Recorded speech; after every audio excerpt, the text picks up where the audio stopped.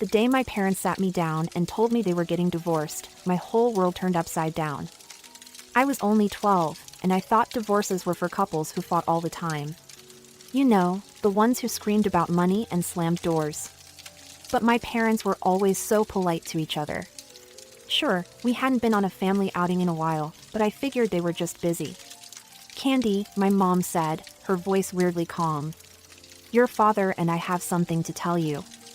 I looked at them, sitting there on the couch, a careful distance between them. Dad cleared his throat. "We've decided to get divorced," he said, like he was announcing we were having pizza for dinner. I blinked, waiting for the punchline. But it never came. "What?" I finally managed to squeak out. "But why?" Mom reached out and patted my hand. "Sometimes, people grow apart, sweetie. Your father and I, we've found other people we want to be with." Dad nodded. "I'll be moving out soon. You'll live with your mother, but you'll stay with me sometimes too." I sat there, trying to process this bombshell. My parents were leaving each other for other people? And I was supposed to just, what? Go along with it? "Who are these other people?" I asked, my voice sounding small and far away. Mom smiled, and I noticed for the first time how it didn't quite reach her eyes. "You'll meet them soon. My friend has 2 daughters about your age. Won't that be nice?" Nice? My parents were blowing up our family, and I was supposed to think it was nice? "And my partner has a son," Dad added, like he was sweetening the deal.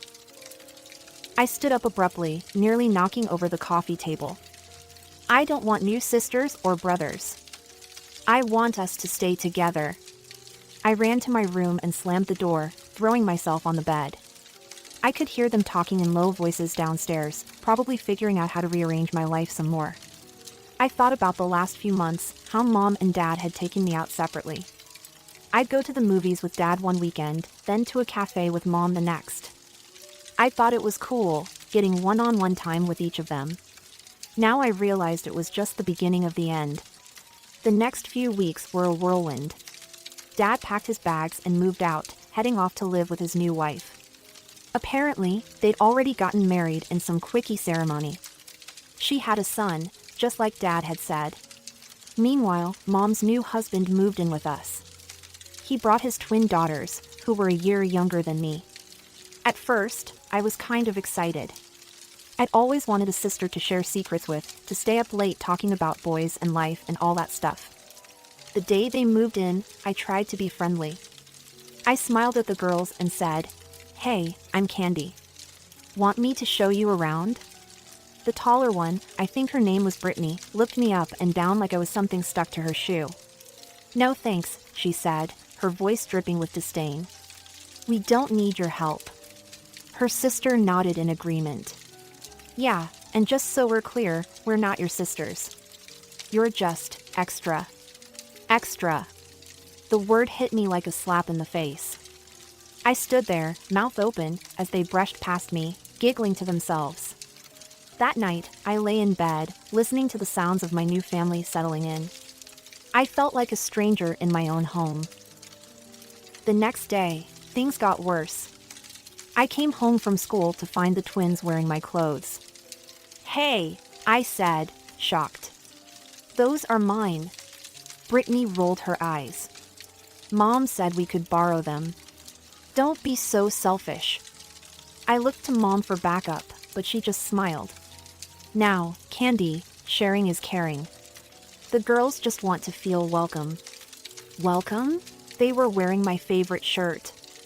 I stomped up to my room, fighting back tears. As the days passed, it became clear that I was no longer the center of Mom's world. She doted on the twins, buying them new clothes and toys. My stuff started disappearing, given away to my new sisters without my permission. One day, I overheard Mom talking to her new husband. "The girls need new phones," she was saying. "We could use the money we set aside for Candy's birthday." My birthday. She was going to skip my birthday for them. When the day came, Mom barely remembered. "Oh, honey," she said distractedly when I reminded her. I'm so sorry, but the girls have a big sports event today. We'll celebrate another time, okay? But we never did. I thought things might be better at Dad's place, where I stayed every other weekend. But I was wrong about that too. Dad's new wife was pregnant, and she had no time for me. And her son? He was a nightmare. One night, I woke up to a tickling sensation on my face. I opened my eyes and saw a huge spider sitting on my nose. I screamed, flailing around in panic. The whole house came running. As the lights flicked on, I saw it wasn't a real spider, but a plastic toy. And there was Dad's stepson, grinning in the doorway. "What's going on?" Dad's wife demanded, her pregnant belly leading the way as she waddled into the room. "Candy woke us all up with her screaming," the boy said innocently. "Over a toy." "You little," I started, but Dad's wife cut me off. "Honestly, Candy, what is wrong with you? Are you some kind of hysterical lunatic?" I turned to Dad, expecting him to defend me. But he just stood there, looking uncomfortable. "He put it there," I insisted. "He knows I'm afraid of spiders."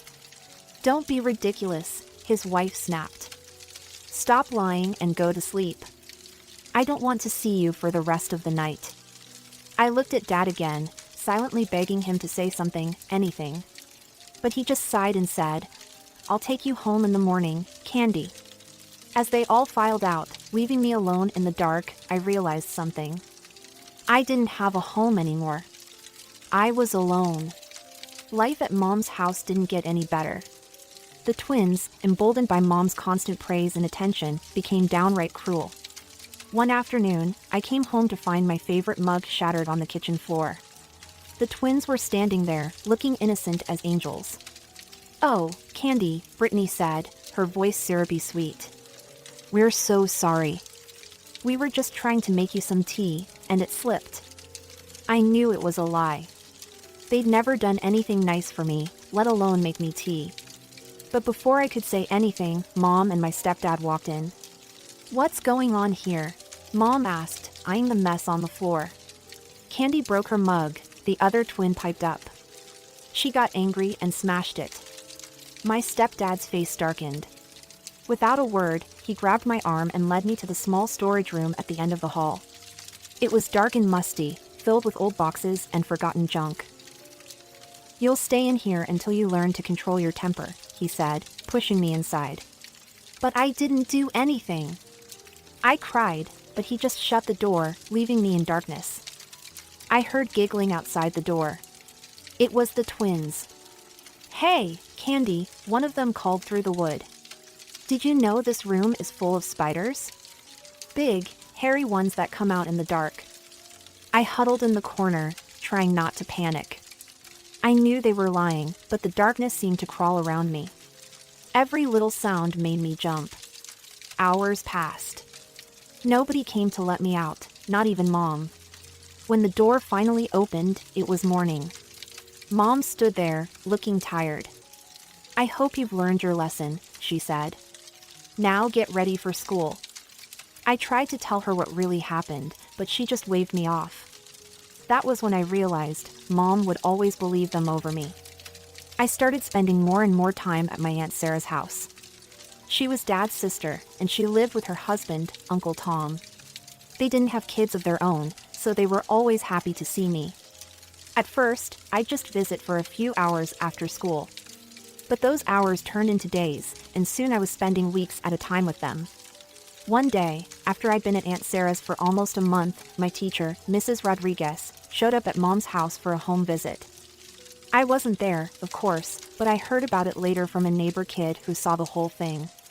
Mrs. Rodriguez knocked on the door, looking concerned. When Mom answered, the teacher asked to see me. "Oh, Candy's with her father this week," Mom said dismissively. Mrs. Rodriguez frowned. "That's odd. I just called Mr. Johnson, and he said Candy was living with you." Mom's face went pale. "What? But, I thought..." Mrs. Rodriguez was furious.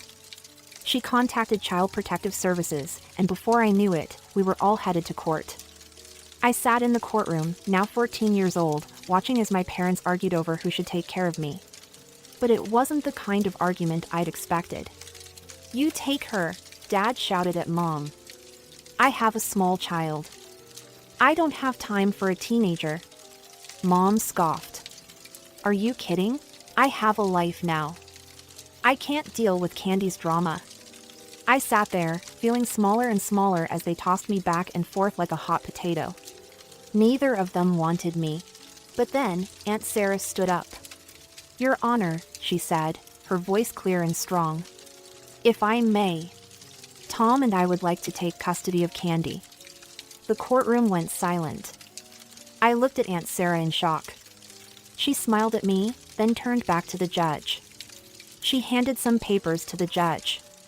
"These documents show our financial stability. I'm a teacher, and Tom's a doctor. We can provide for Candy in every way." The judge looked over the papers, then looked at me. "Candy," he said gently, "you're old enough to have a say in this. Who do you want to live with?" I didn't hesitate. "Aunt Sarah and Uncle Tom," I said, my voice shaking but certain. I saw the relief on my parents' faces. They didn't even try to hide it. Over the next few weeks, I settled into my new life. Aunt Sarah and Uncle Tom weren't just taking care of me, they were parenting me. They asked about my day, helped me with my homework, and actually listened when I talked. One evening, as we sat around the dinner table, Uncle Tom asked, "So, Candy, what should we call each other now? We're officially your guardians." I thought for a moment. These people had shown me more love in a few weeks than my own parents had in years. Could I call you Mom and Dad?" I asked hesitantly. Aunt Sarah's eyes filled with tears. "Oh, sweetie, we'd be honored." From that day on, they were Mom and Dad to me. My birth parents became distant memories, people I thought about less and less as time went on. My new life wasn't just about Aunt Sarah and Uncle Tom, though. I also got to know Uncle Tom's mother, my new grandmother. She lived nearby and quickly became one of my favorite people in the world. Grandma was a retired doctor, and she had this way of making everything interesting. We'd spend hours in her garden, planting vegetables and flowers while she told me stories about her days in the hospital. And I realized I also want to become a doctor. With Grandma's help and the unwavering support of my new parents, I threw myself into my studies. Before I knew it, it was time for high school graduation. As I stood in my cap and gown, scanning the audience, I saw the faces of the people who truly mattered, Mom, Dad, and Grandma, all beaming with pride. My birth parents weren't there. They hadn't even sent a card. I applied to medical college and, to my delight, got accepted on a full scholarship. Life was good. I had a loving family, a clear goal, and a bright future ahead of me. 3 years flew by in a whirlwind of lectures, late-night study sessions, and clinical rotations. Every time I put on my white coat, I felt a surge of pride, knowing I was living the dream Grandma had helped nurture. That's why, when Mom, Aunt Sarah, called me that rainy Tuesday afternoon, I knew something was terribly wrong before she even spoke. "Candy, honey," she said, her voice cracking. "It's Grandma. She's gone." The world stopped spinning. Grandma? Gone? It couldn't be. We had plans to review my latest paper this weekend. She was supposed to be at my graduation in a year. The next few days passed in a blur of tears and hushed conversations. As we gathered for the funeral, I stood between Mom and Dad, Aunt Sarah and Uncle Tom, feeling like a little girl again, lost and scared. But then came the reading of the will. To my beloved granddaughter, Candy, the lawyer read, "I leave my entire estate, including my house and all my savings, amounting of $1,980,000. I gasped, looking around the room in shock. This had to be a mistake. But Mom and Dad were nodding, small smiles on their tear-stained faces. "Grandma talked to us about this," Dad explained later.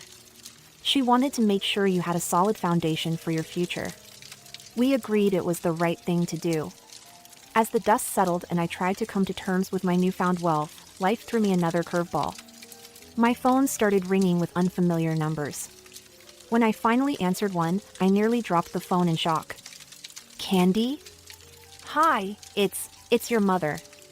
I hadn't heard her voice in years. Before I could respond, she rushed on. I've been thinking about you so much lately. How are you? Where are you studying? We should catch up. Over the next few days, similar calls came in from my birth father. Suddenly, they were both intensely interested in my life, asking to meet, talking about how much they missed me. Confused and a little suspicious, I mentioned it to Mom and Dad over dinner one night. To my surprise, they burst out laughing. "Oh, Candy," Mom said, wiping tears of mirth from her eyes. "I hate to say it, but I think they might have caught wind of your inheritance." Part of me wanted to ignore them, to pretend I'd never got those calls. But another part, the part one thought I'd long since buried, was curious. What would it be like to see them again? To show them the woman I'd become without their help? Maybe I should meet them, I said slowly. Just to see what they want. Mom and Dad exchanged a look. "If that's what you want to do, we'll support you," Mom said. "But be careful, sweetie. People can surprise you, and not always in a good way." The next day, I found myself standing on the familiar porch of my childhood home. I took a deep breath and rang the doorbell. The door swung open, and there she was, my birth mother. For a moment, we just stared at each other. "Candy," she breathed, her eyes welling up with tears. "Oh, my baby girl." She pulled me into a hug that felt stiff and awkward. Over her shoulder, I could see my stepfather and the twins hovering in the background, plastered on smiles on their faces. Come in," my mother urged, ushering me inside. Dinner was a strange affair. The twins were sickeningly sweet, a far cry from the cruel girls I remembered. "We're so glad you're here, Candy," one of them simpered, Brittany, I think. "We've missed you so much." I caught the flash of irritation in her eyes that belied her words, but I just smiled and nodded. As we ate, the conversation took a turn. My mother glanced around the dining room, sighing dramatically. "This old house," she said, shaking her head. "It's seen better days, hasn't it? The roof needs replacing, and don't even get me started on the plumbing." I took a sip of water, saying nothing. My stepfather chimed in. "And of course, with the girls heading to college soon, well, you know how expensive that can be." I pretended to be very interested in my mashed potatoes. "It's such a shame," my mother continued, her voice dripping with fake concern. "The girls are so bright, but with our financial situation." She trailed off, looking at me expectantly.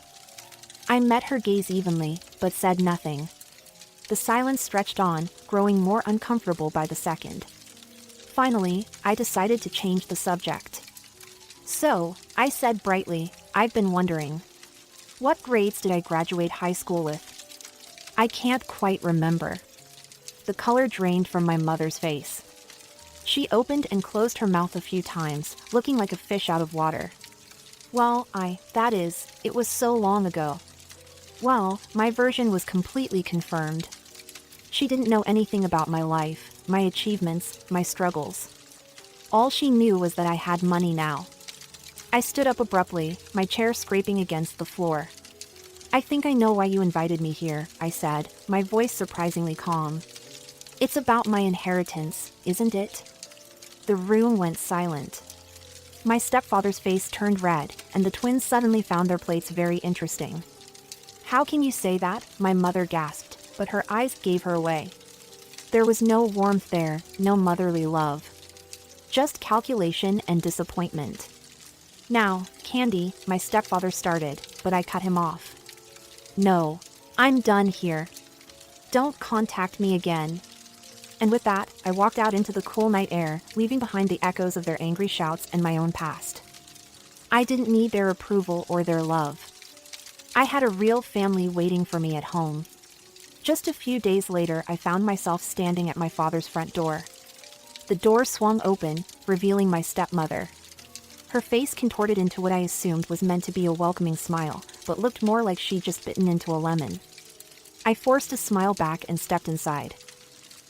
As we moved into the living room, I noticed a teenage boy lounging on the couch. He looked up as we entered, and I recognized him instantly, the spider thrower. He'd grown up quite a bit, and to my surprise, he gave me a genuinely friendly smile. "Hey, Candy," he said, standing up. "Long time no see. I'm Jake, in case you forgot." Before I could respond, a whirlwind of pigtails and glitter burst into the room. A little girl, no more than 8, skidded to a stop in front of me, her eyes wide. "Who are you?" she demanded. My father, looking older and more tired, cleared his throat. "Lily, this is your sister, Candy." We settled into an awkward conversation, my stepmother peppering me with questions about my life that I answered as vaguely as possible. Jake, surprisingly, seemed genuinely interested, asking about my medical studies with what appeared to be real curiosity. As the evening wore on, I could feel the conversation steering towards the real reason for this reunion. My father kept glancing at my stepmother, who would nod slightly, urging him on. Finally, he cleared his throat. "So, Candy," he began, his voice overly casual. "We heard about your windfall." I tensed, waiting for what was coming next. "You know, Lily here is quite the little genius," he continued. "We've been thinking of sending her to this prestigious private school, but, well, it's not cheap." I said nothing, my face carefully blank. My stepmother jumped in. "What your father is trying to say, Candy, is that we could use some help. For Lily's future, you understand." I took a deep breath, feeling my patience wearing thin. "Why now?" I asked, looking directly at my father. "Why are you only remembering me now that I have money?" The room went deadly silent. Even Lily, who had been playing with her dolls, seemed to sense the tension. My father started to stammer out an excuse, but my stepmother's face suddenly twisted with anger. "Now you listen here," she hissed, all pretense of kindness gone. "You're obligated to help your family. If you don't, we'll take you to court. We'll demand our share of that money. You owe us." I couldn't help it, I laughed. "Actually," I said, standing up, "according to the law, you're not my family at all. You abandoned me, remember? Aunt Sarah and Uncle Tom are my legal parents now." As I walked out the door, I heard my stepmother's shrill voice and my father's angry shouts, but I didn't look back. I got into my car and drove away, feeling a mix of emotions, sadness, anger, but mostly relief. In the days following my visits to my birth parents, my phone buzzed incessantly. Calls, texts, and voicemails poured in from both of them, each more desperate than the last. "Candy, please," my mother's voice pleaded in one message. "We're about to lose the house. We'll be on the streets. Don't you care?" My father's approaches ranged from guilt-tripping to outright demands. "After everything we've done for you," one text read, "this is how you repay us?" I let them all go unanswered. I focused instead on my studies, throwing myself into my final year of college with renewed determination. One evening, as I was poring over a particularly complex cardiology textbook, my phone lit up with an unfamiliar number. Hesitantly, I answered. "Hello? Candy? It's Jake. You know, your, stepbrother, I guess? Look, I know this is weird, but I wanted to apologize for the spider thing years ago. It was a really crappy thing to do." I found myself smiling despite everything. "Jake, that was ages ago. Water under the bridge." "No, really," he insisted. "I've felt bad about it for years. I wanted to say sorry sooner, but you never came back after that. And I swear, this isn't about the money or anything. I guess I wanted you to know I'm not that stupid kid anymore." His sincerity was touching. "I appreciate that, Jake, really." We ended up talking for over an hour. Jake was in his first year of college, studying engineering. He was funny and self-deprecating, nothing like the bratty kid I remembered. By the end of the call, we'd agreed to meet up for coffee the next week. As the months passed, Jake and I developed a genuine friendship. It was strange, finding a connection with someone from my past life, but it felt good. We met regularly for coffee or study sessions, and he became a supportive presence in my life. Meanwhile, my life was moving forward at a dizzying pace. The long nights and grueling exams were worth it when I finally stood on stage, accepting my college diploma. As I looked out into the audience, I saw Mom, Dad, and Jake cheering wildly. My heart swelled with joy and gratitude. As for my birth parents, their messages eventually tapered off. I heard through Jake that they were struggling financially, but I kept my distance. It wasn't out of spite or anger anymore, just a recognition that we were on different paths. One day, as Jake and I were grabbing coffee, he mentioned his little sister, my half-sister, Lily. "She's really smart," he said. "Always reading, asking questions about everything. But my dad and stepmom, they're not exactly encouraging it."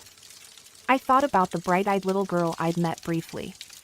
"Maybe," I said slowly, "I could help with her education. Set up a college fund or something. Not for them, but for her." As I drove home that evening, I reflected on the journey that had brought me here.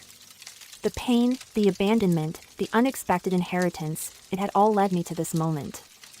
I was Dr. Candy Johnson now, with a bright future in medicine ahead of me. I had a family who loved me, a true friend in Jake, and the means to make a difference in a young girl's life.